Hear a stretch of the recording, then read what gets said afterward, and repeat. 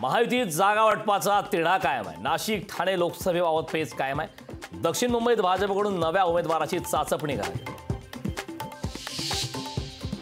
राष्ट्रवादीचा आज जाहीरनामा प्रसिद्ध होणार आहे। अजित पवार सुनील तटकरे यांच्या उपस्थितीमध्ये जाहीरनाम्याचं लोकार्पण होणार।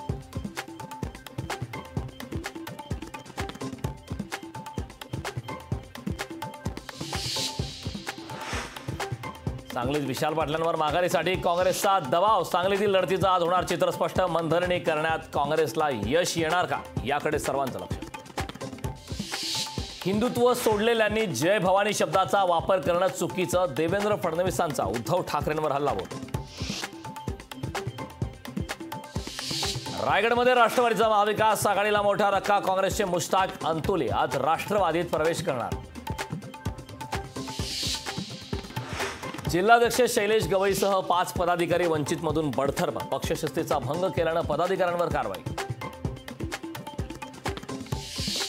काँग्रेस विजयी झाल्यास देशात दंगली अत्याचार वाढतील। अमित शहांचा बिहारमधील सभेत मोठा दावा। इंडिया आघाडी सत्तेत आल्यास संसदेच्या पहिल्या अधिवेशनात सीए रद्द करणार। माकपच्या टीकेवर पी चिदंबरम यांचं स्पष्टीकरण। अरविंद केजरीवालांच्या याचिकेवर दिल्ली हायकोर्टात आज सुनावणी। केजरीवालांना जेल की बेल होणार, फैसला